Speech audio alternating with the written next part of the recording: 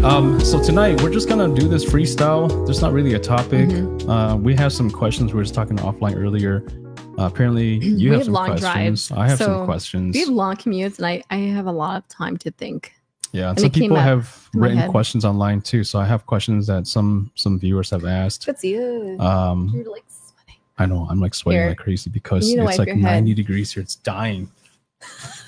We live near the desert, so I'm like sweating like crazy. You should keep that on hand just in case, unless you're just nervous because I'm here. You know. Ain't nobody nervous, man. Okay, so let me start with this conversation, and it may be just mainly for our girls. Have you guys ever thought, why do women take the man's name? Especially, it catches me off guard. So, especially even you as viewers, sometimes you guys go, it's Dr. Kelvin and like Mrs. Dr. Kelvin. I'll just be like, oh, I didn't really realize that was going to be an indication or an edict of the rest of my life. It didn't occur to me, I think, even when we got married, that was going to be a thing. And then, we go to church, so people call me by your name. They'll be like, Getsilho Ningfu, and then they'll be like, Na Ningfu. And sometimes I forget to actually answer. And then, because it's not your name. No, and then even in Monkey Kiai, they would be like, Yang Calvin, Yang Ningfu. And even sister-in-laws would be like, Deklang Ningfu, Deklang Calvin. So why do we do that? And is it bothersome to anyone that we just kind of go with it? Do we not know why we do that? Is it just because we leave our family and you have to, like, I don't know, throw your old name away? Is it symbolic? Sometimes I don't really know. It's not like I disagree with it, but it's something that I never really stopped to think about. Well, how about you answer it? Like, what's your understanding of it? Okay, it's not my understanding, but it's my explanation from, like, bitching mobang, because guya nga mobang. And my parents would be like, oh, well, you die to your name when you get married, and you will take your husband's name, blah blah blah blah. They just say it like that, so you just go like, you just kind of go along with it, and you just, that's what I understand. And as an obedient, wonderful daughter that I was, I just went along with it. So that's my understanding of it.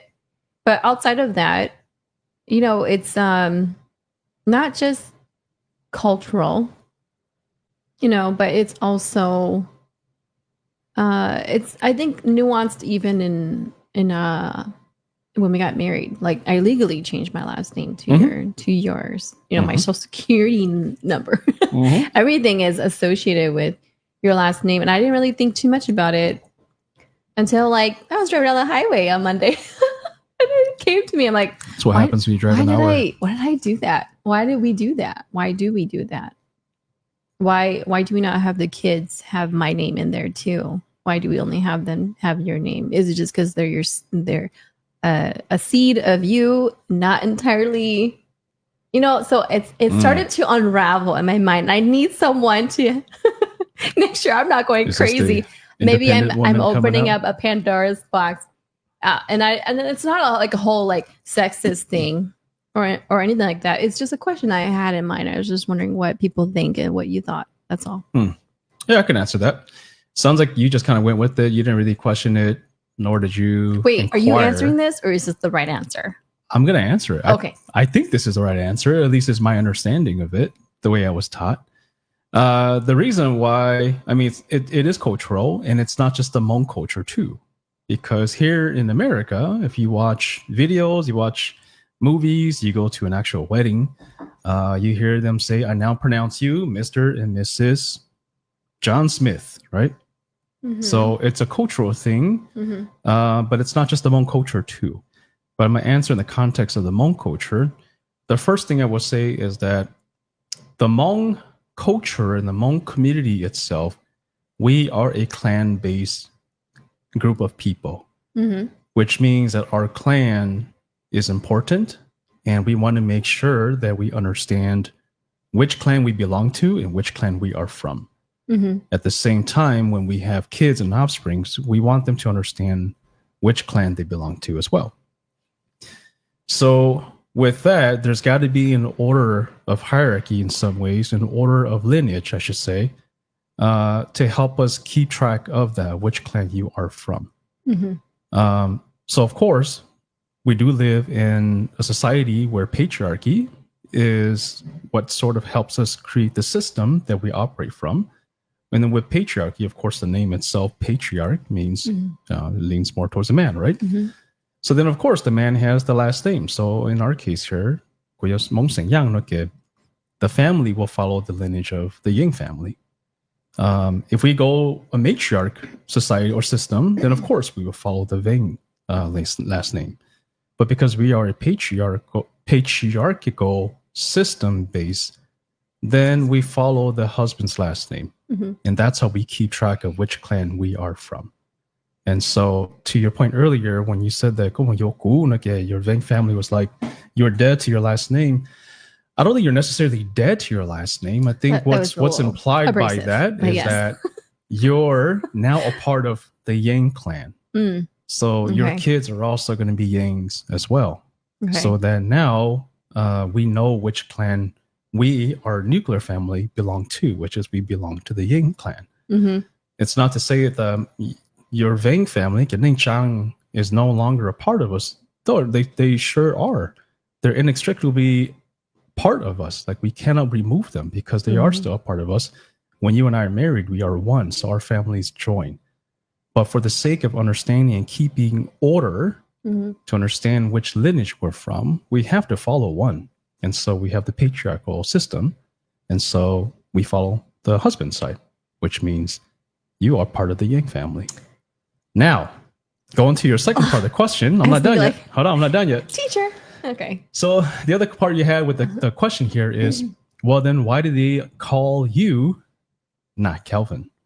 Or why did they call you Mr. and Mrs. Kelvin Yang, right? I think from that perspective, it's still the same thing. It's still following the same lineage as well as a patriarchal system. And also, I think because of the system in which we live in and the society we live in, we are still in the patriarchal system here in the United States too. Man, this fly is distracting me. I lost my thought for a little bit there. Maybe it has your last name. Yeah, I think so. I was trying to speak into okay, anyways. What was I saying? We live in a society that's patriarchal and a system that's patriarchal. And so it does still follow the same last name as the husband, right? Like it wouldn't be Mr. and Mrs. Kelvin and then throw Wang in there. It's Kelvin Yang. Or if I say Mr. and Mrs. Kelvin Yang Zong Wang, like it just doesn't sound right. So it's got to follow a system, right? Sound right? It doesn't sound right, or right? it just doesn't ring in your mind. No, if we follow a system, the system has to follow a particular lineage. Unless, of course, we live in a system where we're like, we're not going to use the last name or a lineage. Then, of course, it doesn't work like that. But my understanding is that because we follow this lineage, it's an order. It's an order system, lineage, a process so that we understand how do we follow this lineage and how do we pass on this information to the next. So I was just gonna say that, Walter. I was thinking about the system that it was actually really used. Obviously, I mean, all the way back into the historical context. I mean, even males in general, males could only inherit land. Males can only have a mortgage. I think maybe in like the 1970s is actually when women actually were allowed to finally take out mortgage. Mortgage. That's actually not rights. that long ago when you think about it. So I just think about this and I'm like, wow, that's crazy. I mean, why not? Why aren't we doing a hybrid? I always wonder about that. Why don't we do that? Or is anyone doing that? I mean, is there a purpose for you all, to do like, Zong, Yang, Vang, Yang dash Vang. And you know what's really funny is that when I had told my coworkers when I had gotten married, they're like, oh, so what's the last name? What would be the Mrs. and Misters, right? And I said, Yang. They're like, you're just changing one letter in your name. I'm sorry. They don't really sound like that, but that's my impersonation of my coworkers. But they're like, you only have one letter that's changing. Well, that's not a problem at all. I was just like, some weird coworkers. It's so catastrophically different when you think about it. It's a completely different. Anyways, I'm just saying, like, it's really, why don't we do the hybrid of it? Why don't we do the hyphenation? Why don't we do that? Is it just because there is maybe an agreement between maybe the couple, but would you be offended if I did that? Would I be offended? No, I think I'd be more curious. I'm curious right now. So let me ask some questions. Let's play with this. So let's play with it a little bit. Well, let me say what I did though. Okay, let me just tell everybody what I did. What I did do was I actually don't have a middle name, and my dad, who was so maybe ingenious, he was like, you should save your maiden name as your middle name, even if it's just the middle initial, so that people would know that and he's like, I guess, obviously back in the day they didn't have paperwork and stuff like that, so there was no way to know maybe if the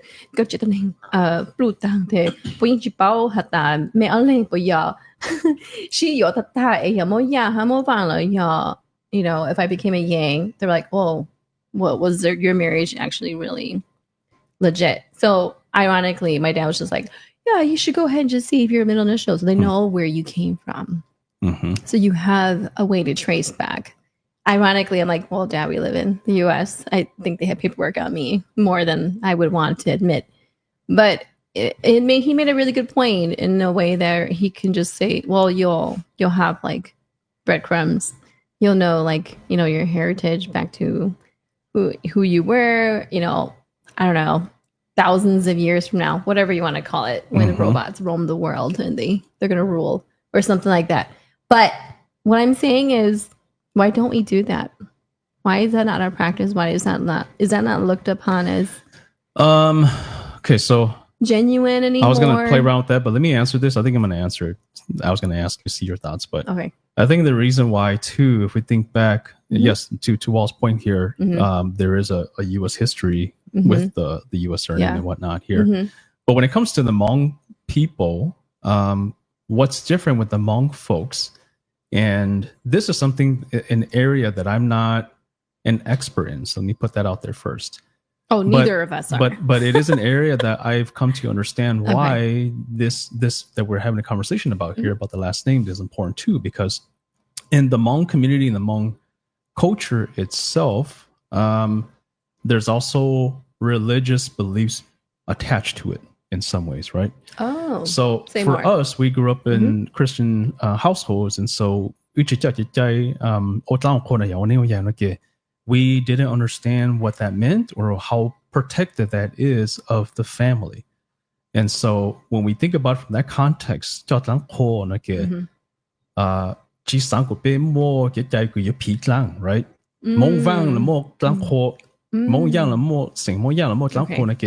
If we don't have a clear sort of boundary per se, call it a boundary or distinction here, there's going to be a problem.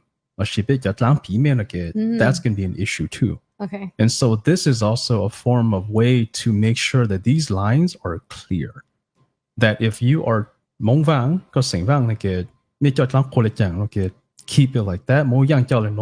And so that's another way of why it's so important that we have these last names and this clanship. I don't know that. To understand that part too, because if that's unclear, then that's a problem. So going back to your question now, if you are and you're Yang Vang, like how do we know who you are?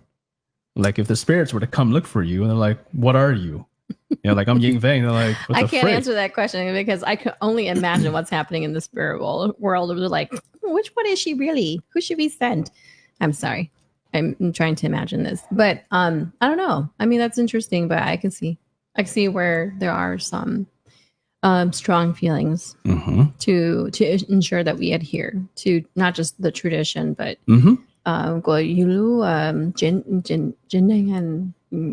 and overall, like your future, even your grandkids. How much do you know about the Tangho part? Zero, of course. Okay. Hello. So, yeah. All right. So yeah, I'm sure you have questions, but that's another layer to it. It's not completely it too. I mean, I'm sure there's more to it, but that's another layer on top of it that we're talking about here. You can go up to what Hai said too. She was saying she thinks that it has to do with Having family kids, I think it's fair to claim the guy's name so people know who the father is when it's already obvious who the mother is. Interesting. You process that a little bit. I know. Let me think about that.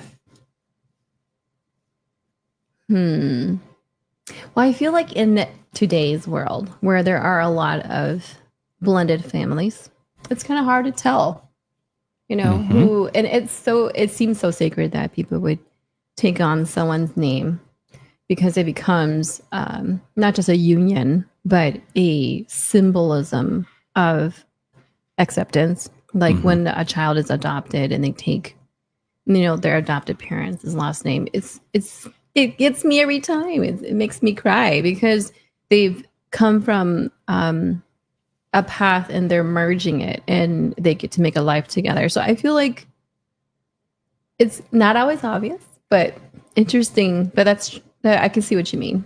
And so there's got to be something to ground you. Some in some form, and I think this is still part of another layer too, where it gives you that grounding that this is my belonging, this is my family, this is my clan, this is who I belong to. So if you look at it from that, I mean, that's more specific and nuanced to the last name. I mean, we belong to the Hmong community, but underneath the Hmong community umbrella, there are these little subgroups which are our clan. So being this clan-based community, it's important because I mean, this is something I grew up understanding more about as I got older too, is that if there was an issue, we talk about it within the clan. So for example, you and I have marital problems, we would bring it to the Yang clan to talk about it. Like the Yang clan would come together, we would talk, we would have some conversations around that, and we would try to fix whatever issues we're having. If that doesn't work, then we would pull in the Vang clan into the conversation too. But if we can resolve it on our own, then we would just do that and leave it there. Now, with the conflict part, if there was some issues between the clans, then we want to know how do we repair the clan problems too. I guess that's where the name has to be pretty clear so that we understand. I mean, this is why there's so many conversations about Mo Yang have problem with Mo Yang, and all these different conversations that come in too. But that's in the conversation. Okay, what's your question? So what I don't like about that is, and I'm just saying it out loud because just things I've heard is that, even though and then if, he was to pass, like you lose all value for yourself. It seems like as a woman, it's not the same, and even though they love you just as much when your husband or your partner was alive and well, it's almost like you lose so much. I don't know what the right word is, because I don't really want to say value because people are not weighed in that way. But or I think value fits. I know, but I'm trying to find a better synonym. No, that fits. Because I don't want women to think that that's how I see you all or how I see myself or my girls. It's not like that, but just that you don't have any more added value, to the family, especially when there are problems, because he's no longer around. So it's like whatever you have problems with, it's not really our problem anymore. What do you mean by it's not a problem anymore? If the person was to pass away, it's like, oh no, who does the funeral now? Because the husband's not around and she's now not really she's not really our clan. She should be buried by someone else's clan. They're like all of these fights that go back and forth. I feel like that's why I don't entirely agree with our system, because our system is a little broken. It doesn't really look out for Vic and Vic and Tsai, our sisters, our aunts like that. And that's something that I don't know. So I can answer that. I can answer that because I think I've had experience with this, and I think you haven't had this experience. So I can see why you're thinking that way. That if I were to pass away, for example, then you the family wouldn't care about you anymore. Like you wouldn't have value in some ways. So you're not in these conversations. I'm in these conversations. So I get, like I say, I'm privy to this information. Usually what happens is, for example, if I were to pass first, right? If I were to pass first during my funeral, there would be a meeting either during the funeral, before, or maybe after the funeral, where my side of the family, or they would come. Your side of the family, or would come as well. And there would be a meeting. And usually in that conversation within that meeting, we would talk about, of course, the passing of said me. And then we also talk about the relationship with you. Like, now what do we do? And how do we move forward? And so there's usually a couple of things. And this is the part where I think a lot of people, when you hear about the husband passes away and then the younger brother marries, right? And so this is the conversation. This is the conversation that usually is happening. I don't know if it's still happening behind closed doors. No, it's still happening. Okay, well then, not back in the day. The purpose of that is, again, to make sure that everyone stays within the family, within the Yang family. In this case, we're talking about, and hence why marrying my brother keeps the family within the Yang clan. So that's the. I know, right?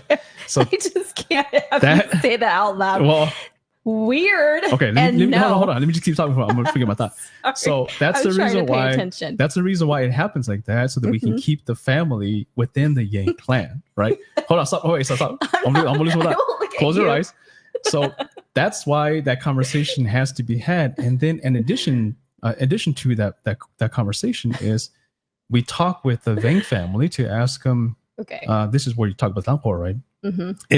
If you chooses not to stay within the family, yes, then to your point, who's going to do your funeral? You take care of y'all. So she chooses. So is that what you said? We talk about, it will be discussed among that. And if, for example, you're like, you know what, I don't want to stay in the family, I don't want to marry, I would just rather go back and be part of my Vang family. We make that clear so that Lunu, talking about, again, who's going to do the funeral. Now we know who's going to take care of the funeral. How is this documented? Like, how does this happen? Because, when you legally change your name and everything, it's just, I don't know. I'm just so shocked that this is, it's still obviously happening, and we don't have a way. Yeah. So those are some things, hopefully that gives you, maybe the viewers, more context around why this last name is important, why it's important that we establish the clanship and we have a good understanding of who is part of what clan, because there's so many layers underneath this. Some people just think that, Yang and Yang can't marry because of taboo or whatever. Yes, Yang and Yang can't marry. Some people think it's because of incest. It's not entirely just that. There's a relationship aspect that you have to consider too. There's another layer to it. Can you speak more on that? The whole thing I just been sharing about is that already. The relationship between the different clans and making sure that we know who's coming from what clan, so that if anything were to happen, we know how to, like an actual because if there's no order, how do you function as a community, as a society? There's got to be some kind of order and system in place. Yes, right. Yes, the system is not perfect, and that's why I think there's some tweaking that needs to happen too, especially because now that the context has changed, we're in the US. I think it's important for us to revisit some of that and talk about it, but there's some things that we could work on. I want to read some of the things that people are saying. You might have to. Can you navigate, because I don't trust myself. Let me go to back up. Sorry. I'll come back down. Let me go back up here. So Hi asked, do I offer private online sessions? I was going to hold off on this. No, we could talk about it after. Right, I want to go. About it later on. We will come back and talk about that because he obviously has those updates. Save it towards the end. But so we'll talk about that in a little bit too, Lee. Okay, in a little bit here. Hey, y'all, jump in. Let's see. Let me go back down here. Oh, hey, from Corona. I started this live saying I never see my husband, and everyone's like, "Do you take private?" Bao Bella Yang lives in Corona. I never even see him. I will book with you. That's our city here. Oh well, hello. Paul says coming from Yep. I was just talking about that, right? I agree. Our Hmong culture is the most complicated compared to other Asians. I don't think you can compare it. We need things written down. I think that's what makes it so challenging. Yes, you can't compare it. Biblically as well. Yeah, there's some scriptures actually. Paul says, I think if coming from a religious standpoint, God made Adam and then Eve from Adam's rib, meaning Eve has always been part of Adam's lineage, if that makes sense. Absolutely. Yes. If you're talking about scripture, then yes, you're an extension of me, essentially is what we're saying here. This is Ju Sing Gang Tao. Yeah. You want to read that out loud? I can. I don't mind taking my husband's last name, which I did. And it wasn't until years later that I missed seeing my last last name with my name as well. I understand what you guys are saying about that. Each clan has their own family spirit. But how does this apply to Hmong Christian? Oh, yeah. I mean, you can talk a little bit more about the cultural aspect and how it blends with I grew up in a traditional Hmong church, and as an adult, I went to a more Americanized Hmong church where we call each other by, our given name as opposed to our husband's name. But being back in a more traditional Hmong church, it looks like. Oh yeah, we only have so many characters on here. Oh yeah, it looks like you're probably going back to calling each other's by the man's name. Mm-hmm. You can answer maybe your own family. Go ahead, you can answer clan. That. I'm going to pull up the rest of the question. Sure I actually don't know how it actually really applies. It's also that, at least this is just my interpretation of it, is that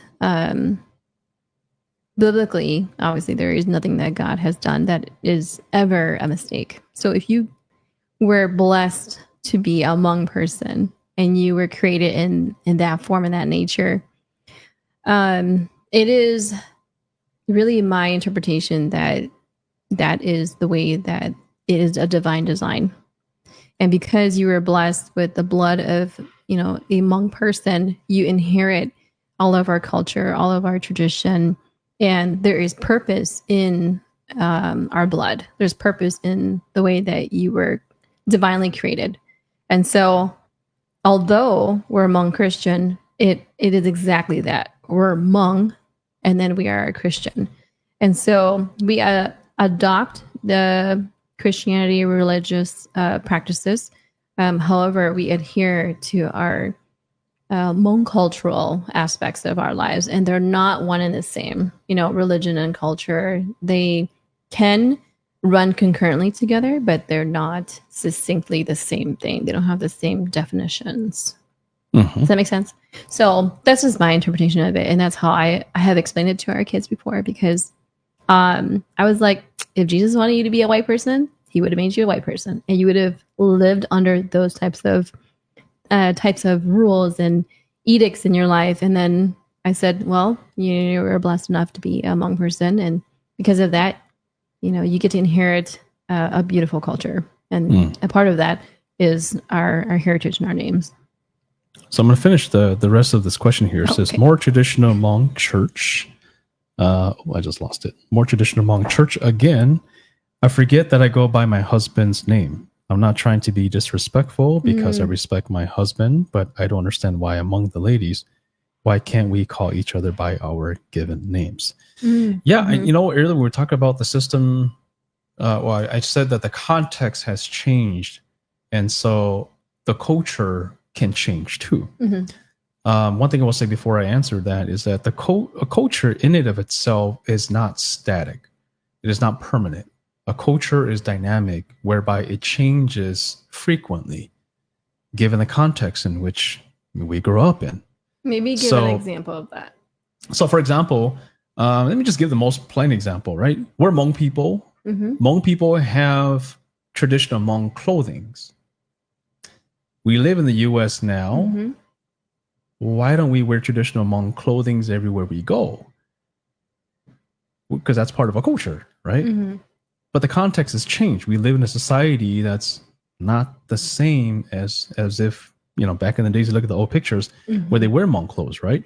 So when the context is changing, you start to adopt and change to adapt to the culture in which you live in too. So that's why we wear these kind of clothings, right? I don't have a traditional Hmong shirt on. You don't have Hmong clothing on right now. Imagine if you had it, right?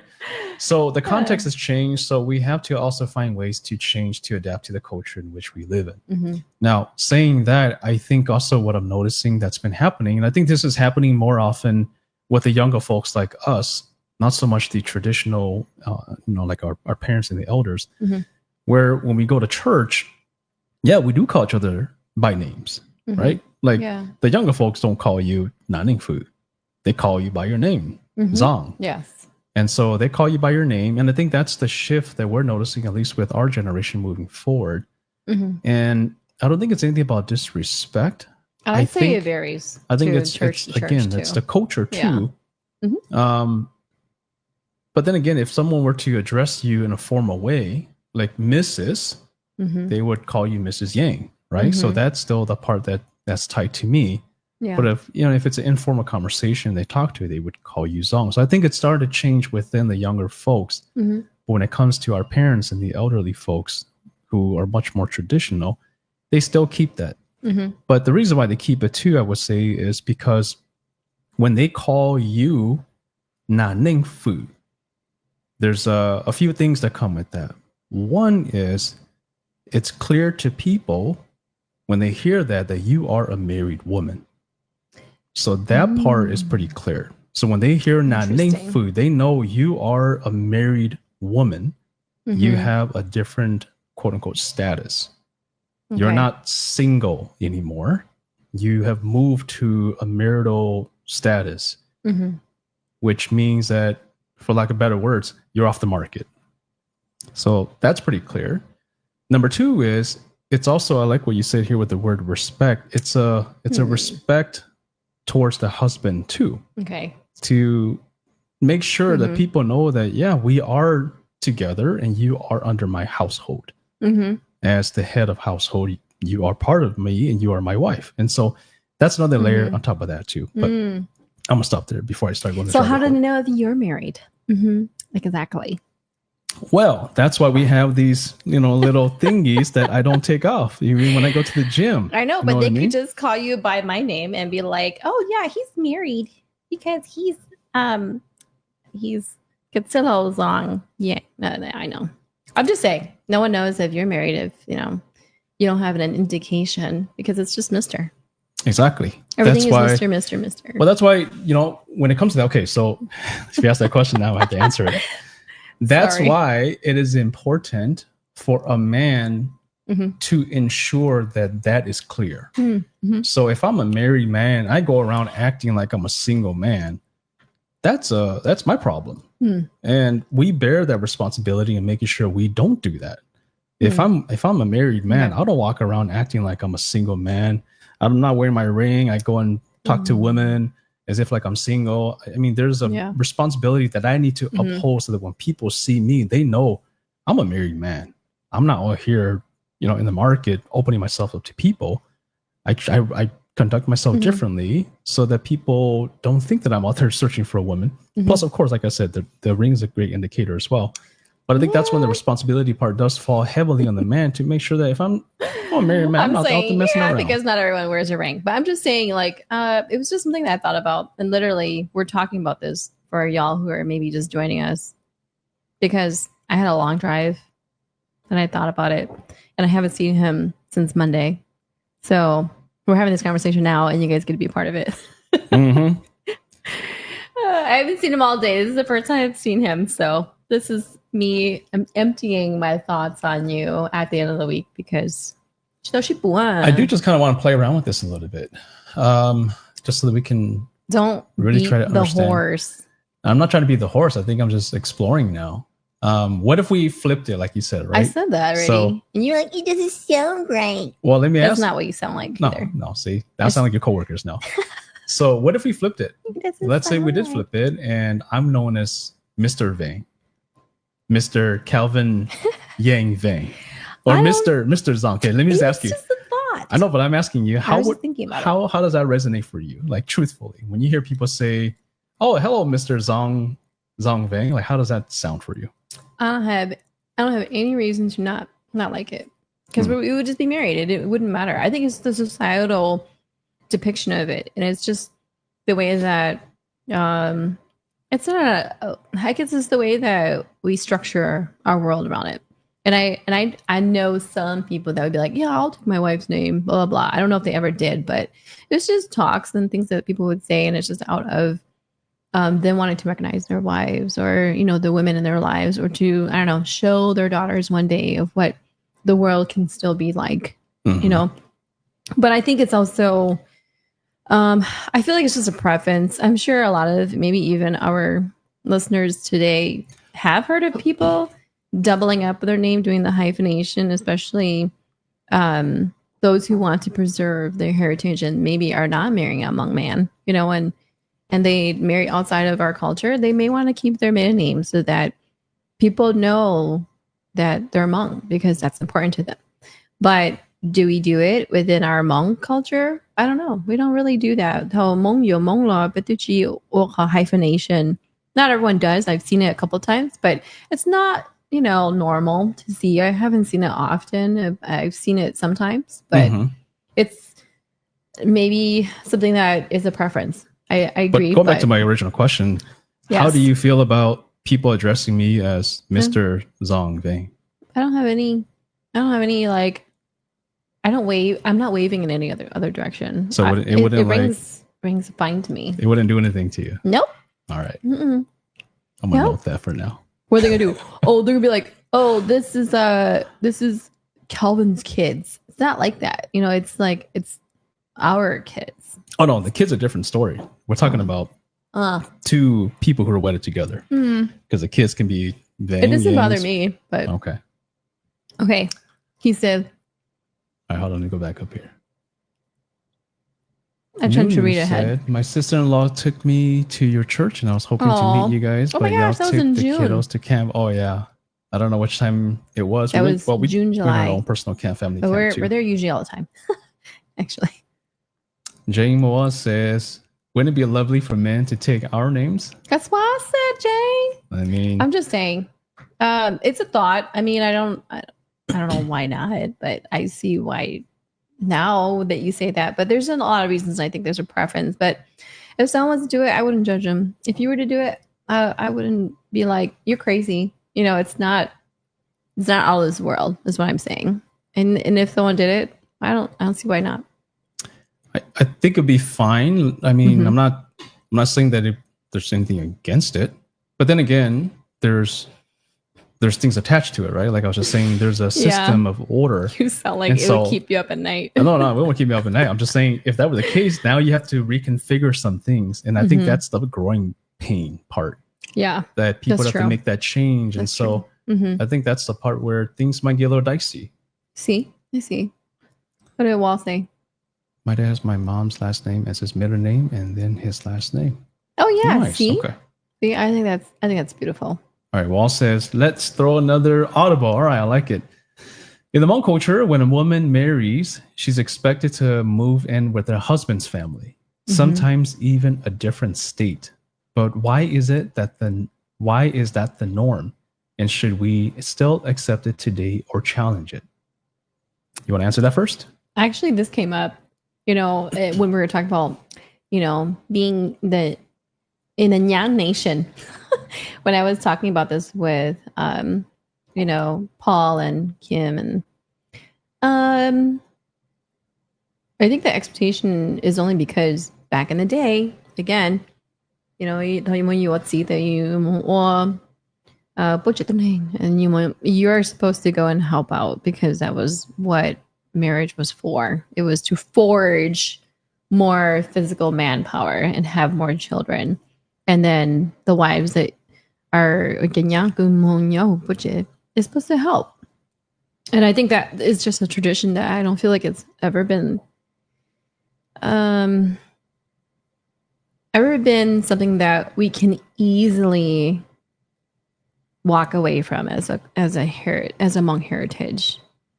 Because we definitely still have our elders who I wouldn't say would look down on it, but would question it. If it wasn't something that a new wife would be adhering to, moving across. I would say it's kind of changing. I definitely have a family where they married and then their husband moved literally from California all the way to Oklahoma, and he lives with her and her family, or at least lives in that state. So I think it's changing, but the expectation definitely was there when we were married that I would come and live with you and your family. And that was always the expectation, I think, in general. I don't think your parents were like, once you get married, get out. It's almost like a welcome, I would say also, that they would bring you into the family. And a lot of times that's actually what I was prepped for as a daughter with my parents, and they said that one day when you get married, you're going to go and go you want budget the name, and whatever it is they need, be there for them. Whatever it is they need help with, you're going to be a part of that. You know, you're going to be basically a part of their blood. So, is it the norm now? Somewhat, I would say so. I would say it's still somewhat the norm, but it's also the whole cultural part where you leave your family to be a part of his. And I wouldn't say you have to accept it. I wouldn't say you can't challenge it. I'd say you can always, be able to be a part of what's the right word? I don't know, an outlier. I find that sometimes that we are an outlier because we both are living out here with our families. We live in California. Both of our families are in Minnesota.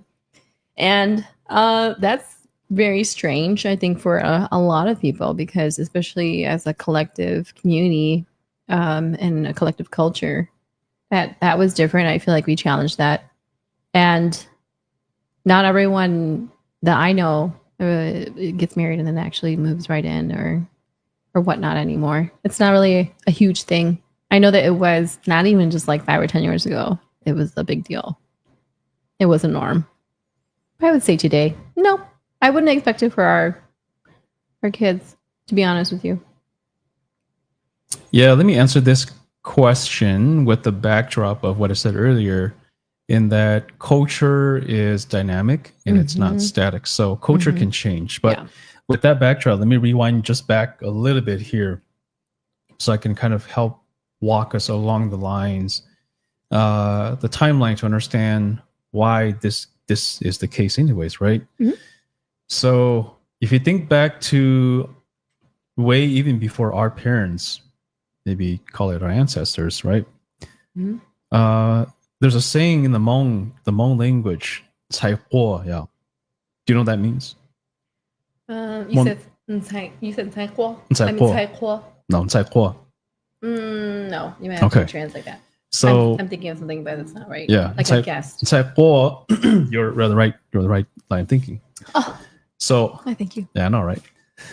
So 才货, you'll hear that during Hmong weddings. Oh yes. Or you hear when people talk about the wedding itself, 我们才货, right? What that means is that they're gonna send off the daughter to a new family. So to your point, so no longer are you part of the family. This should go now you are a guest to the family. But let's even go even further behind, back into time. Okay. I'm going to use the education part so that helps us understand a little bit more about why this is the case. So I had to talk with Dad about this, and Dad shared this with me.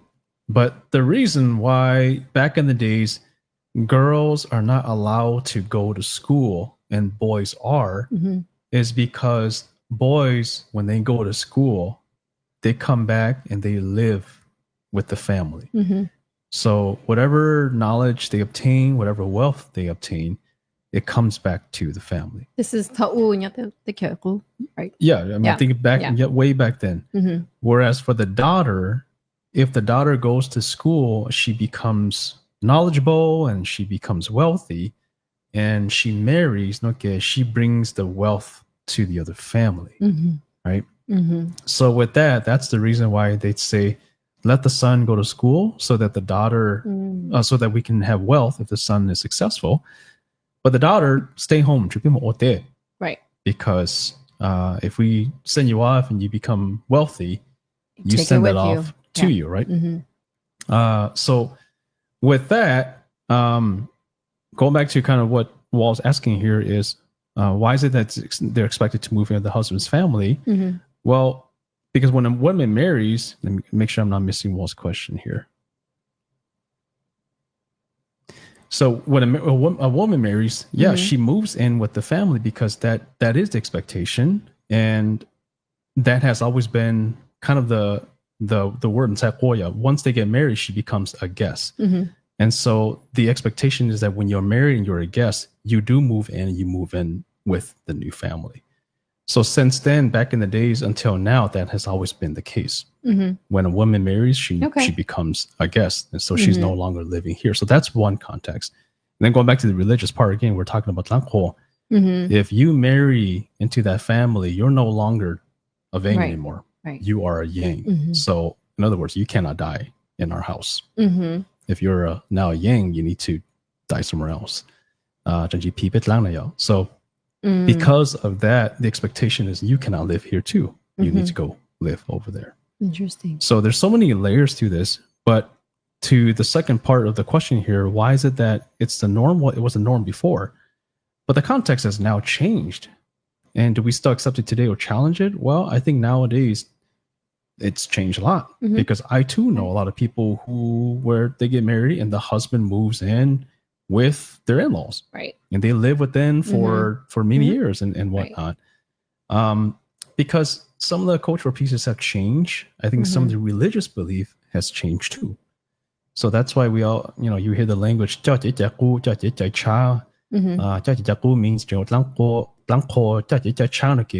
or some other new beliefs. From our context and our beliefs, we're Christians, and so when it comes to we don't really carry that anymore. We don't carry the expectations of you being in a different saying. Okay, you cannot come to my house. You or because we don't follow that anymore. It doesn't fall underneath the belief system that we believe in, our religious belief.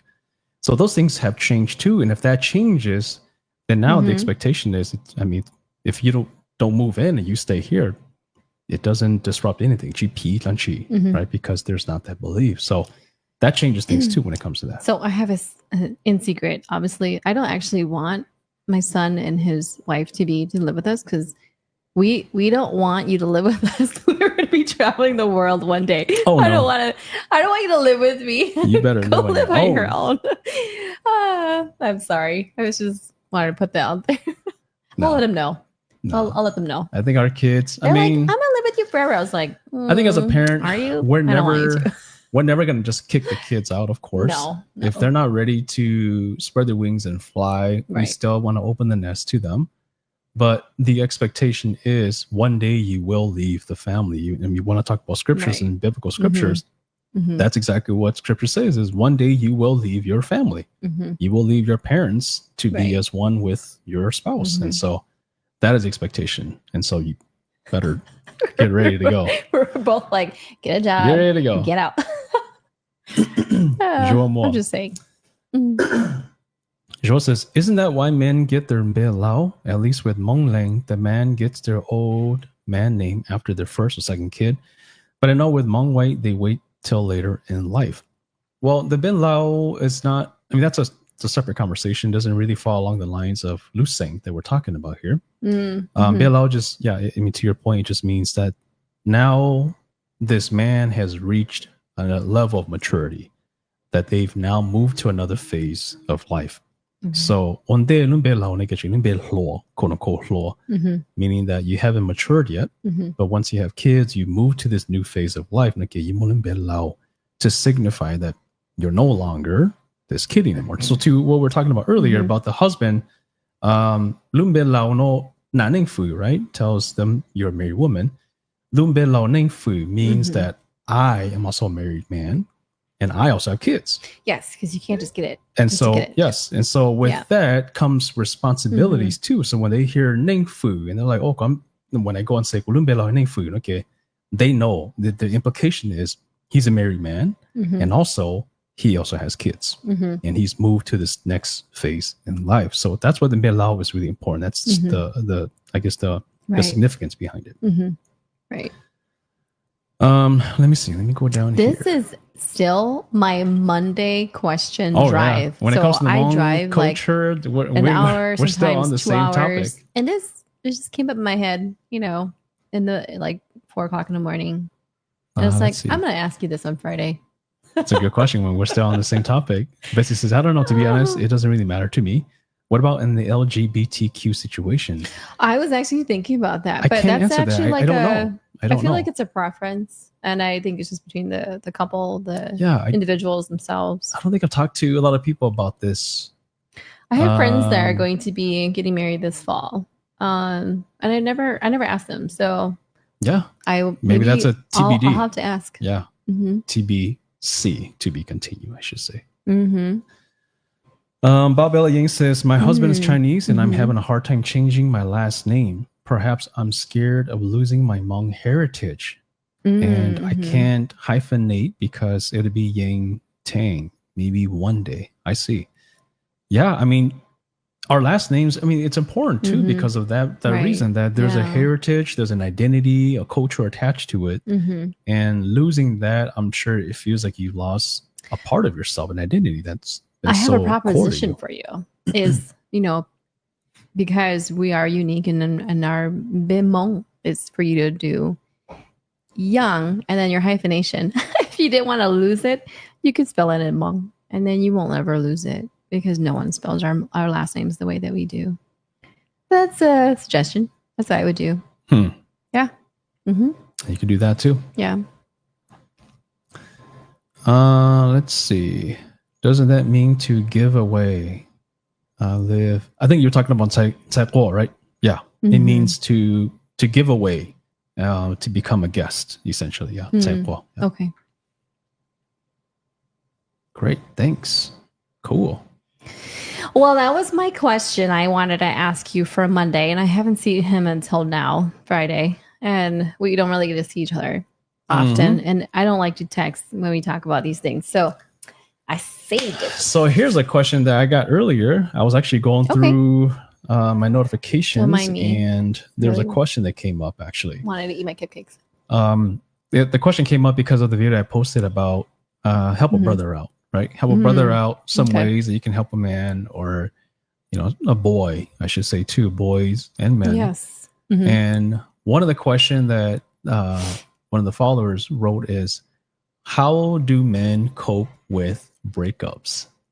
Ooh. And I read that and I was like, I was just getting ready to type my answer in. I thought, you know what? This is such a great podcast question. So I wrote back and I said, bring that question to the podcast tonight. I don't think that person showed up yet. So it's okay. That is a question. The question is, how do men cope with breakup? I want to answer it, but I want to hear from the woman's perspective first. So how okay, first let's talk about the women and then we'll come back to the men. Distractions. Because I think a lot of TV and things like that, they show a lot of how women cope. So how do women cope with breakups first? Oh, women? Oh, we confide in each other. We confide. We have community.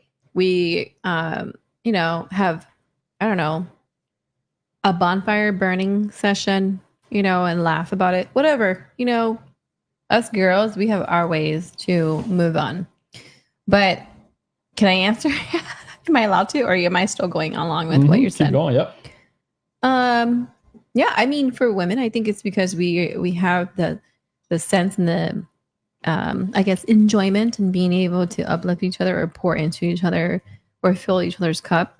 It makes it easier, right? A little bit easier for us to move on if we have that and we're able to confide, and also that we're not afraid to maybe voice some insecurities or be able to confide in a complete strangers, right? Like at the cash register or at the gas station. Like we're not, I guess, not all of us are like that, but I think more than likely women are probably more prone to open up. I think even statistically, women are more likely to go see a therapist than men. And so pretty high. I feel like 3 to 1, I should say. Genetically, we are pretty good at moving on. You know, I mean, we do have babies and then just snap back into work. So I think a breakup ain't gonna break us. You know, just saying. Yeah, I would agree because I mean, it's not just TV, but I think we see it all the time, and I think women and men are socialized differently. And so, I mean, I'm sure all of you, the listeners, you grew up in a household where your mom is on the phone 24/7. It's what, 1 a.m. in the morning. Yeah. You're like, you wake up to go get a snack, When midnight minutes, snack, when or get minutes a were drink. actually charged. You're like, what the freak? Mom is still up on the phone. Like, Oh, what are you still man. doing? And When mom is unlimited call still was a thing. processing and talking. Yeah. So She used up all the minutes. women have been socialized in a way where talking about feelings and emotions is a norm. Mm-hmm. And it's completely normal for women to do that. It's completely normal for women to verbalize their Virtually emotional expressions across the board. Yeah. So women's been socialized that way, whereas for men are socialized differently. Mm-hmm. And I don't think it's just in the Hmong culture, but I think even here in the US, within this environment and this society, mm-hmm. the message for men is boys don't cry. Big boys don't cry. Mm-hmm. You need to be tough. Toughen up a little bit. Quit mm-hmm. being a little, pea. All these things. And so the messages that men get is toughen up. Work through it. Quit your crying. Okay. And big boys don't cry. And so at a young age, these messages, they shape and inform little boys of what they should be or how they should be. Mm-hmm. And as they grow up, they are supposed to be a certain way as they become a man. Not only that, but they look at other men for direction, and they see other men who are socialized that way too, where they look at the other men and the men are very stoic and they're not expressive emotionally. They think now that reconfirms, that's how I should be. So of course, as we're talking about here, you're probably seeing that it gets passed down. Mm-hmm. What does that mean? It means that men are socialized in a way where feelings are not part of us. Feelings should not be part of our identity as a man, because feelings and emotions are feminized to a certain extent. Right. And so young boys and young men were taught to suppress all these emotions, because any form of emotional expression or talking about emotions means that we're not man enough. So when it comes to talking about some of our experiences after a breakup, virtually no men talk about it. And it's not that men don't feel or that men are not having some kind of experience after the breakup. They certainly are. It's just that they don't know how to name it or how to express it, or even the experience itself. They don't have a way to even understand it. They don't have the language. So, I mean, speaking of vocabulary, like in the psychology world, there's something called alexithymia. Alexithymia, what it means is that there's inability or lack of ability thereof to identify emotions or experience emotions. And so that's something that men struggle with, is we don't have the ability, the vocabulary to explain what it is that we're experiencing. We've suppressed these emotions for so long that we don't know how to even access it anymore. So when there's a breakup, we don't know what to do with it. And so what do? We tend to go back to our logical brain. What's core to us is our logical brain. And so we try to figure out, what did I do wrong? Is it because I didn't buy her flowers? Oh, I know why. Because chivalry. I didn't open the door. I forgot that part. I forgot to open the door. That's what it is. And so that's how they cope with it. They're trying to connect or solve this puzzle. Oh, 2 + 2. It wasn't 5. It's supposed to be 4. So it's so logistical for them, and that's how they cope with it, that the emotions part is virtually absent.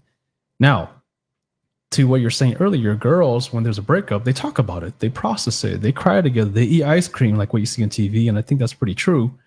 Even now, girls talk about it, they process it, they work through it, they experience the emotions, they go through the whole entire process, and then they're able to go back. Whereas for a man, they don't process it. So it's almost like there's this, like, I cut hair. Well, we're talking about hair cutting, right? It's like this piece of hair that's stuck in my shirt. It just, I mean, I'm shaking it off. Yeah, I'm shaking it off. This and it's there. I know it's there, because once in a while it'll poke me. And what's poking me are the emotions, maybe the sadness or the frustration, the anger, maybe my inability to even identify what it is that I'm experiencing after the breakup. And then when I want to work on that and I go talk to my other guys, they don't know how to help me, because they themselves are experiencing alexithymia too. So what do they do for you? So what do men do? Oh, forget about that, man. Let's just go drink. Let's so go we party. go drink. We go drink. We go out. party. Let's just go and let's go fish. You go and you fish and you do something. Yeah. You do something just to distract yourself from those thoughts. And so that's kind of how we cope with it. But the problem with that is that you've never really processed the breakup itself. It'll catch up to you. How does it catch up to you? Well, next time you get into another relationship, that's when it comes up. When you get back into another relationship, those feelings become maybe mistrust.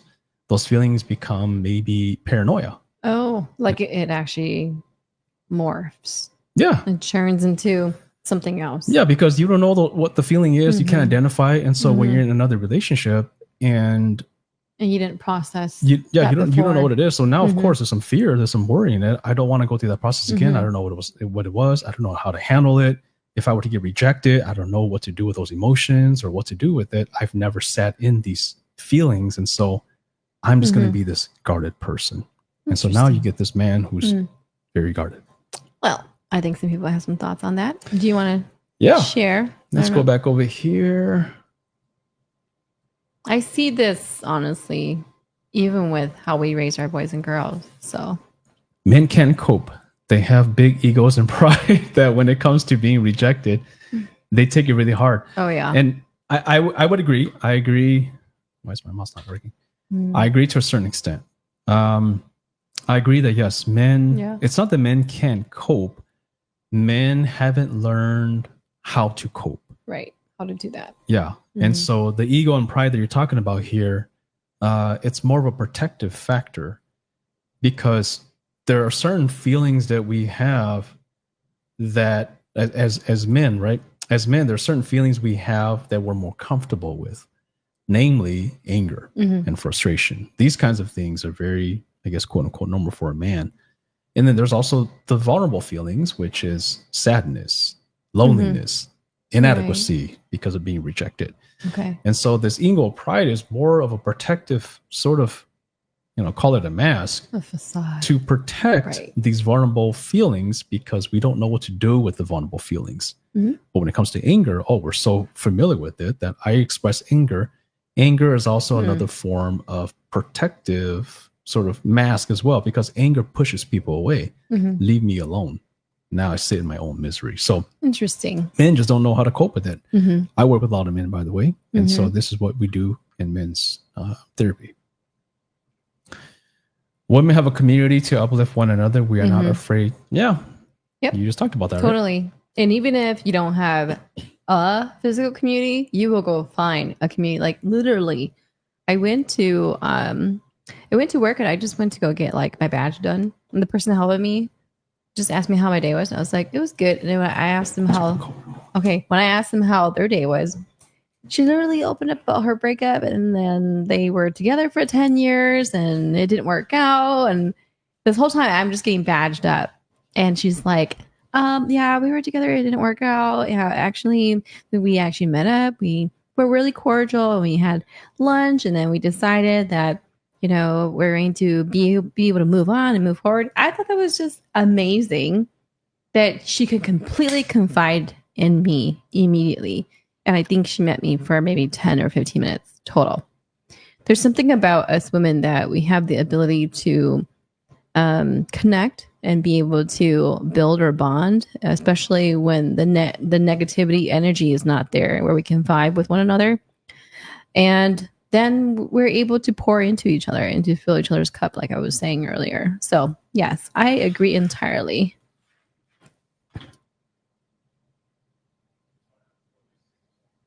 So men are very possessive of what they own. Oh yeah, men are very territorial. And when they can't get what they want, they don't cry, they lash out. That's definitely absolutely true. And it's not even from just men in general, but I noticed that immediately with our boys when we were raising them.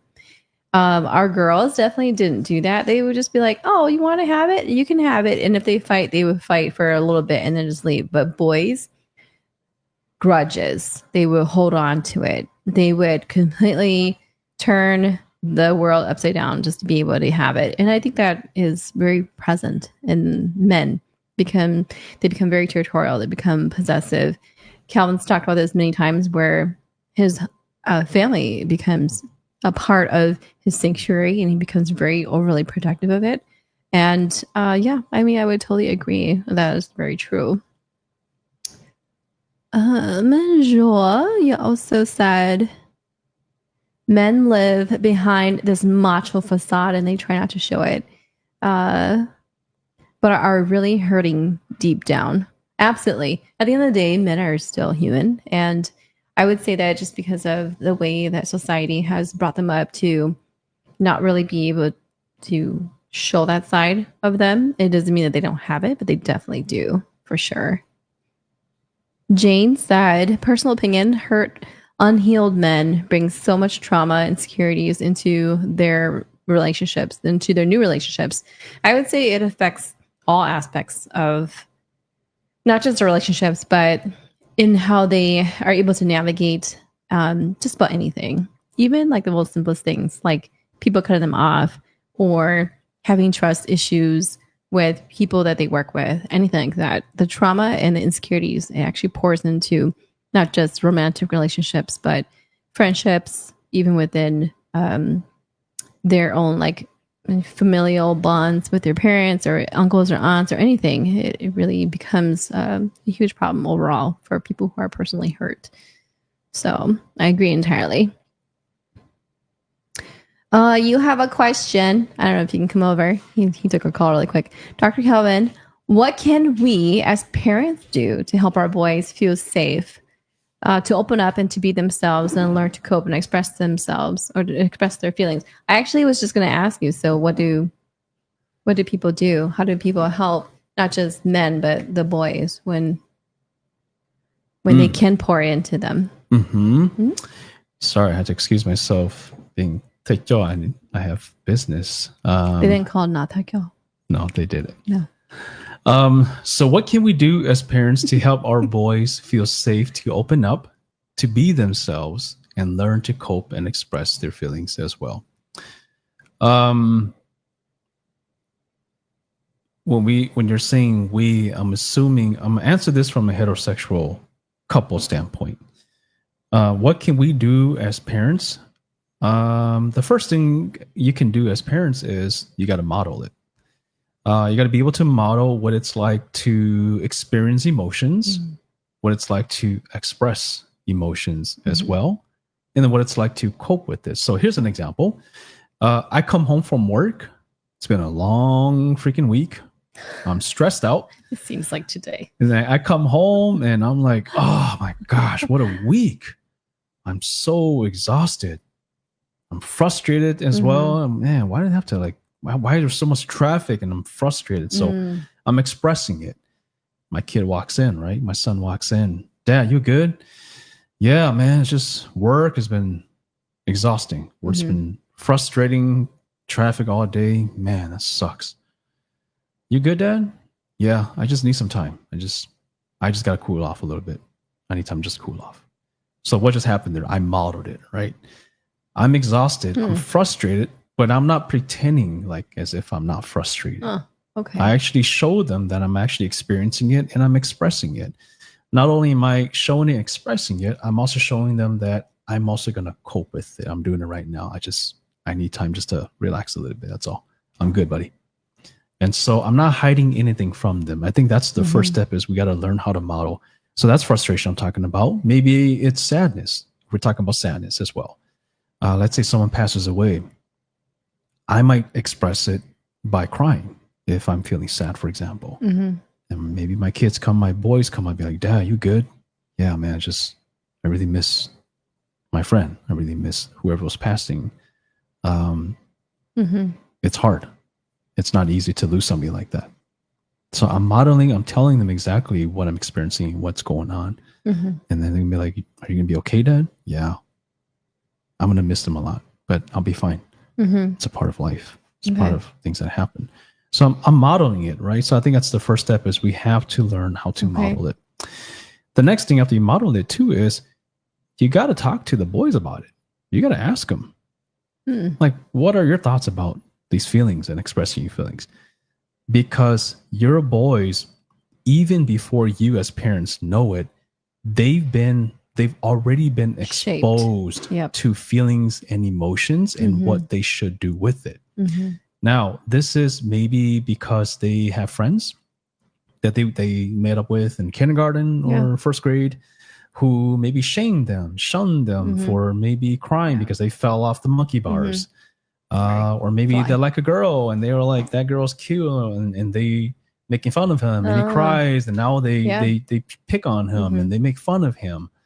Or they're watching, they have these little devices now where everything is so accessible at their fingertips. They watch TikTok or shorts on YouTube, and they get all these messages that boys, don't cry, boys don't do this and stuff like that.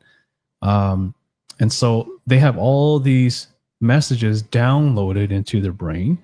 And so before you can even tell them to open up and express, you might want to understand, like, what's your understanding of feelings and emotions? Because you might tell them to open up, but they have a guard already protecting them. And so I think it's important as parents to talk to them about that too, to understand what that's like for you, not to correct them, but just to understand them and to try to really get to a place where they feel comfortable telling you what they think they should be as well. And I think that's the part where then you can start to intervene as a parent. Once you're able to get to that point where they're opening up to you, they can share some of these thoughts with you. Maybe even they might even share with you, I know this is what it says, but why do I have these feelings? Why do I feel like this? But they're telling me I can't, or why do they make fun of it? And that's where the parents come in. That's where the parents come in and say, this is okay. It's okay for you to cry if you fell off the monkey bars and you landed, your arm's broken. Like, there's nothing wrong with that. And that's how you start as a parent, helping them understand, to unlearn some of these things that maybe is not as helpful. I mean, of course, there are times where emotions are put away so they can get stuff done. But there are times where these emotions, they serve a purpose as well. They allow us to experience and be human too. Let's talk about the example on the basketball court when I'll be glad. When he was like running a play with his son, and I'm like, if you're gonna cry like that, let's go home. Yeah, that was my reaction. And he's like, shh. Let me give that example. I think it's a great example, by the way.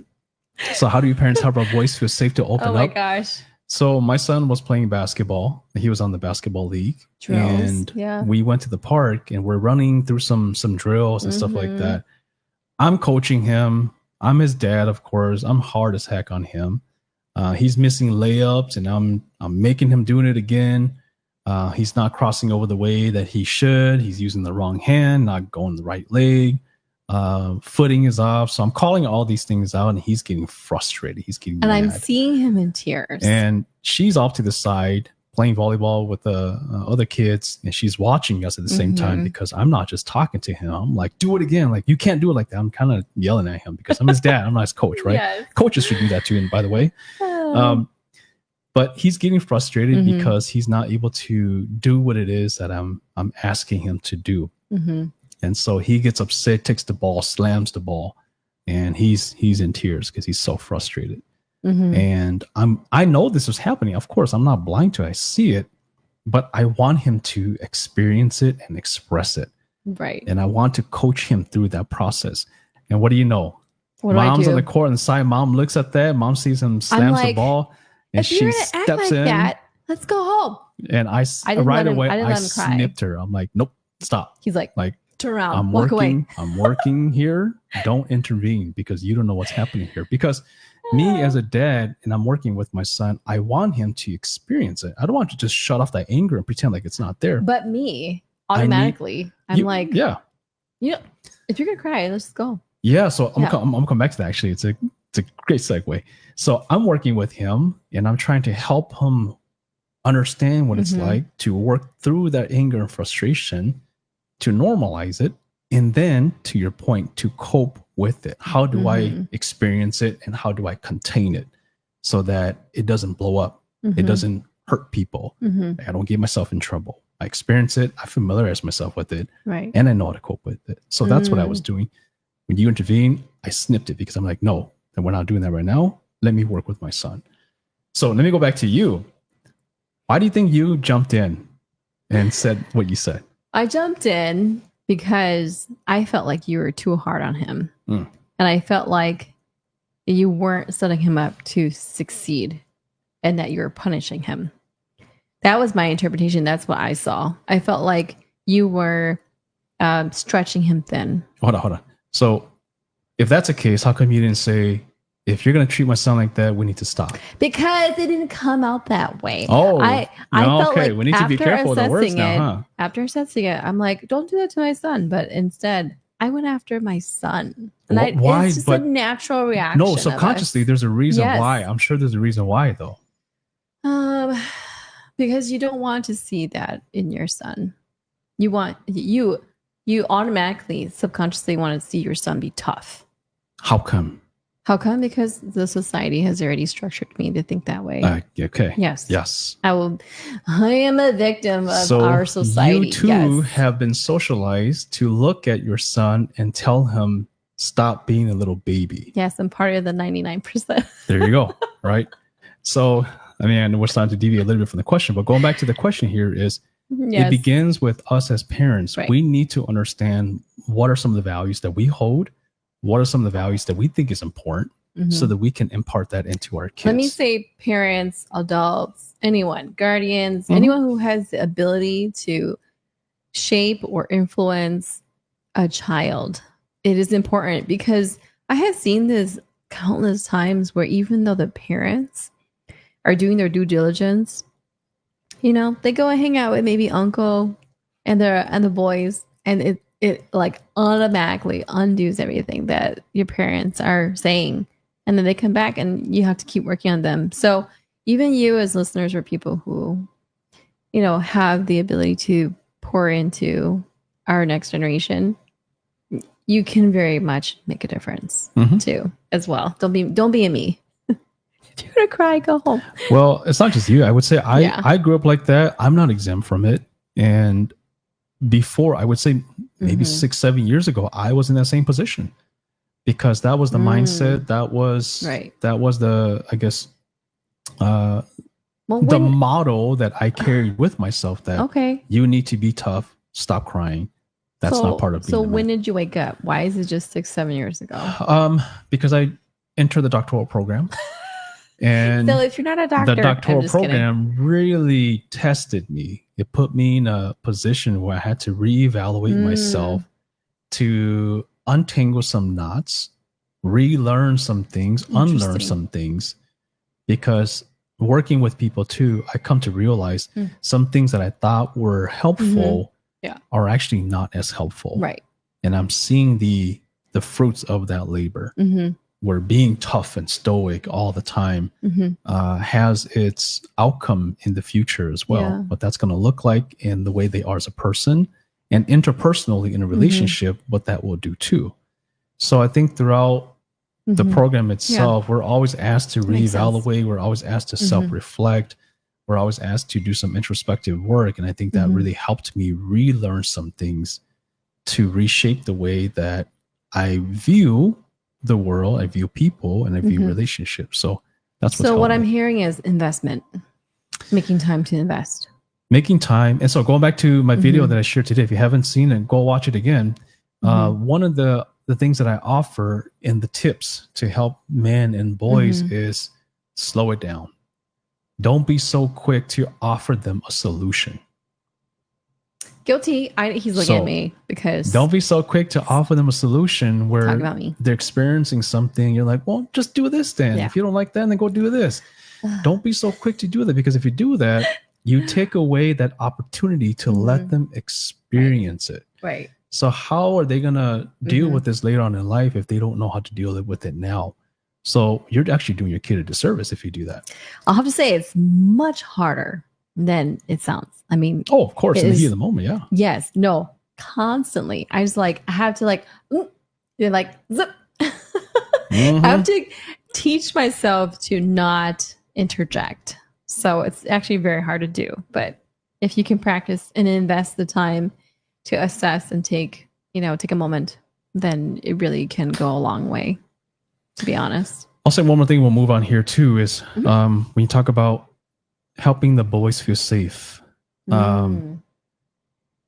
kids, parents, right? Can you see this kid? Kids, parents. You cannot expect a kid to meet you where you're at as a parent, as an adult. Can you say that again? Okay, kids, parents. You as parents, you cannot expect, you better not expect your kid to meet you where you're at, because that is biologically impossible. Because a kid is still developing their brain compared to a parent who does have a fully formed brain. So to ask a kid to meet you where you're at, to understand all these concepts and feelings and all these things, you're asking a kid to go from 16 to 40 with a brain that's not developed. So how do you help the kids? You as the parent, you need to move down to meet the kid, because you had all these experiences. You know what it's like. You can move back down to meet them. But to ask a kid to move up and not have the experience, they don't know what they're doing yet. So as a parent, you got to meet the kid where they're at. So why am I giving this example? I'm giving this example to say that you as the parent, you have to initiate the conversation. You cannot wait for the kid to come to you all the time, because they don't know how to do that. But as a parent, you can do that. You can initiate the conversation and you invite them into the space. Don't force them, but you open the space that's safe. And then you invite them into the space. When they walk into that space, then now you can have the conversation. Better not wait for them to open it, because they don't know how to open that space. So last thing I'll say before we move on. Oh man, I'll have to one of these days talk about the consequences of doing the latter, because I was really good at doing the latter, and it comes with consequences. I really want to save that for another day, because it's a whole entire Pandora's box when you don't do that. I'm guilty of it too. I've done some things in the past. I'm like, trauma. I mean, some of us are a result of it with our parents. I'm like, I mean, they were refugee parents. They kind of, made us parent our other siblings. I'm just saying. But there was a lot of things that we have learned, at least as parents, and I would love to share that one of these days. Yeah. Yeah, and I said that was the last thing I'll say, but now we get going. Yeah. I can't stop talking. If you've never joined, if you haven't, this is my realm. He doesn't read the room, which is only me. I'm the only one in this room. These topics are great, by the way. That's why I'm so invested. So it's okay. As parents, if we don't want our kids to solve our problems of yesterday, then we need to deal with those problems today. Yes. So these examples we've been giving here, these problems that we're talking about here, it's the same thing. When you talked about our parents, they learn from their parents, and their parents learn from their parents. And so the only way to make a change in this course is if we acknowledge it, we recognize it, and then we make that change. Yeah. Otherwise, yesterday's problems will be future problems for our kids, because we perpetuate something that hasn't really resolved anything. If anything, we've been passing on the problems with our problems too. So we've taken yesterday's problem, all the problems from maybe our parents before, added on top of ours, and we hand it over to the kids. The kids, here you go. Yep. Take this, and now they have to do something with it. They don't know what to do with it. Stops with us. So if they don't know what to do with it, they pile theirs on. They pass on to the next kid. So kind of like that movie. What is it called? It Ends With Us. Yeah. If we want to stop it, we stop it. Right. We find some ways to change it. Yeah. It's a choice. Okay. All right. Let's keep going here. Oh.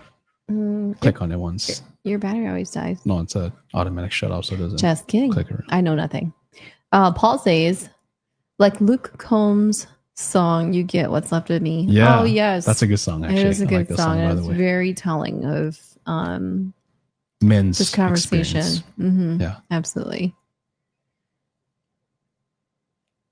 Oh, thanks for giving us those examples. Yeah. I don't think that we think about this often, but even for yourselves, if you were to share this, share your own experiences with one another, I think you definitely can uplift one another and be able to pour into each other. Mainly because as a community, it really does take a village to raise the next generation. So, I mean, we're doing a very small part, but you definitely all can definitely help pave the way forward. When you hear about this, you say, hey, I heard about this. Something that maybe we can try and pass it on and keep it moving. You know? Learn from our mistakes. We're not perfect. We're not exempt. We make mistakes. We're humans as well. So for sure. We have time for maybe another question, but while you all type in that question, whoever wants to ask another question before we start wrapping up. Well, there were questions. There were. Okay. I just want to go back to the question about online. It was that question. Yeah. So I'm going to go back to that question and then we'll take one more question. So going back up to. Okay. Let me go back up. I need some more coffee. Coffee's done. Well, you can run over there. Oh, you need water? Okay. Going back to the question earlier, I think Xiong asked it, right? Yeah. So the question was, do I offer private online sessions or would I take on she clients? said, Clara. Oh, yeah. Ask in the most kindest way.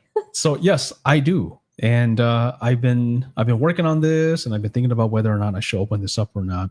I've come to the point where I've decided that, yes, I do want to make this more accessible for people, where it's not just you come to the show and you listen and you ask me questions and whatnot, but I do want to work with you one-on-one as well. So what that means is I will be opening up some coaching sessions for people who are interested. That will be relaunched pretty soon. I would say stay tuned for that. Once it's ready, I'll post it. But the whole point of the coaching sessions more is about you. It's not just coming to the sessions to hear me, but it's more about what is it that you want to do with life? What are you struggling with? What are some goals that you have or goals you don't have yet that you might want to spend that time to figure out? The whole point is to keep moving forward in life, to have something to look forward to. I talked about this before in one of my videos too, especially when I was talking about boys and men in general. Sometimes men and boys, I think women is true as well. We get stuck because we don't have a purpose that's greater than us. When we have a purpose, we know what it is that we're shooting for, what we're looking forward to. So when we wake up the next morning, we know exactly what's going to happen. When we lack purpose, we don't have direction at all. And men and boys in general, if they don't have a purpose, they don't have something to look forward to, they're going to sit around and do nothing. They're going to wait for someone to tell them what to do. They're going to play video games, for example. They're going to do all these things where it's not so productive because there isn't a greater purpose. And so some of these coaching sessions may be that where we figure out what is your purpose. And you might be like, I don't know what my purpose is. That's okay. Because then we can try on different hats. We can figure out some ways to try on some different hats to see what it is that you're good at. What are some skill sets you have that maybe you put away because someone shamed you? Maybe you're really great at drawing and someone's like, damn, your drawing sucks. And now you put that away, but you actually are a really good artist. He's laughing because he did that to me. So whatever that is, the whole point is I thought it was good. Being able to coach you along the way to help you wherever I can. Yeah. But I do a little bit of the lifting only. The majority of the lifting is on your part. So is this for individuals or is it for couples? Is it for groups? Good question. Yeah. Is it for... So right now it's going to be individuals and couples. No groups yet. So it'd be individuals and then couples as well. If you're having some challenges in your relationship and you want to, get some coaching on that, I'll be open to doing couples coaching too. So can I ask a funny question? Go for it. I'm just wondering because does a couple count as like siblings? Oh, or does it have to be? No, that's family. Romantic couples. Yes, romantic. Whether you're couples, you're interested or not interested, whether you're wedded or not wedded, as long as you're a couple. As long as you're committed to one another. As long as you think you're committed. And you're working towards something for the relationship. Yeah. Okay, so make sure. No siblings. Can't help with the sibling rivalry. No. Not quite there yet. Yeah. That's definitely not coaching. So individual coaching and then also couples coaching as well. I'm excited for you. I'm excited for y'all to be able to spend time with my husband. Okay. I'm only joking because I haven't seen him since Monday and I have to book a session probably to see him. Yeah, you got to get on a calendar. It's a busy week. It's hilarious. I'll bring lunch or dinner or something. I don't know. Yeah. So hi, and Cool. also Lee. Mhm. Look forward to that. I'll be posting that soon. Um, Mhm. the thing with the coachings, I'm glad that Lee put 张老, right? When it comes to family, it gets a little tricky. So Okay. I think when it comes to family and working with family, sometimes Mhm. that gets a little dicey. So if it's closely tied, closely related families, I'm gonna hold off on that part, just because it creates another layer in terms of working Mhm. towards whatever goals you may have. Oh So yo, make it that's going to be more. challenging. Okay. 真的，真莫是好路，你要给。 Yeah, come You to the could just- family picnics. you- We yeah, talk you there. could just give him a call. All Yeah. right, let's see if there's any other comments for us to wrap things up here. Okay. All Oh, right. okay, we have a lot of questions. Oh, just kidding. Oh, sorry, I missed. Okay. No, we've seen those before already. Oh no, yeah, no. It was these. Okay, so last question. Oh yeah. Oh yeah, yep. Let me just answer that. It Yeah. is marriage, right? It's considered marriage, or it's couples. I guess Marriage, couples committed. counseling. Yep. I mean, it's not exactly counseling; it's coaching. Can you answer that question? Because I had the same question. What is the difference between coaching and like therapy or counseling? Because I feel like they're one and the same. Yeah, it's What's not the real difference? It's not mutually exclusive. It's not the same. They're different. So Okay. when it comes to coaching and therapy, how the two are different is with therapy, we I mean, for example, we've been talking about emotions and feelings. We work through some of these pain, sufferings that you've experienced, you've endured. Could be trauma. That's something we work through. We're going to be looking at some things in therapy that makes things uncomfortable for you to sit with or to work with another person. Maybe some interpersonal problems that you're working with. Essentially, with therapy, there's diagnosis involved. There's a treatment plan involved. Okay. There's clinical symptoms that we're looking at. So therapy is a little bit more deep in terms of understanding some of these pieces. Whereas coaching is a little bit more, call it lighter than that. Whereas with coaching, we look more at goals. Okay. We look more at what is it that you want to work towards. And so it's more goal oriented. We're looking more into the future. If you want to become such and such, that's the goal, right? Whereas therapy, we do a lot of pulling back. Let's go back and see what happened when that divorce happened. You know, what were you feeling? Therapy. Exactly. Okay. What were you feeling? What was going on? What are you avoiding from the experience that may be showing up now? So therapy is we go back, we work, and we process. Coaching, we move forward. Now, does coaching only involve looking at the future and if we don't look at the past? Absolutely not.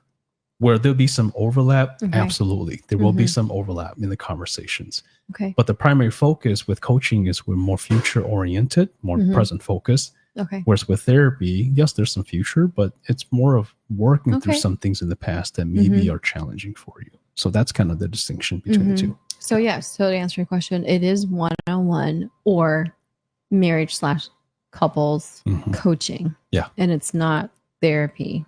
No. It's not counseling. No.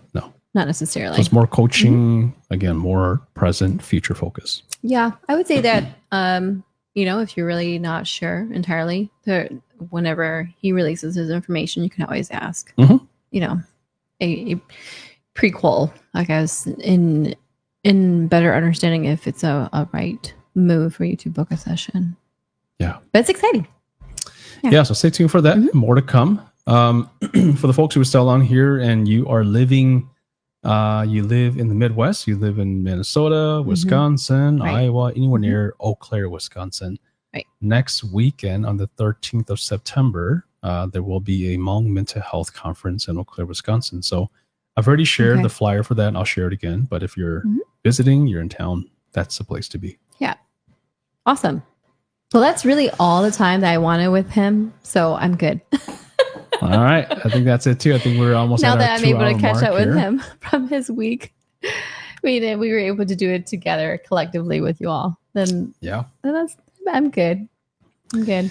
So that'll wrap things up here. I hope that through the conversations you took something away. At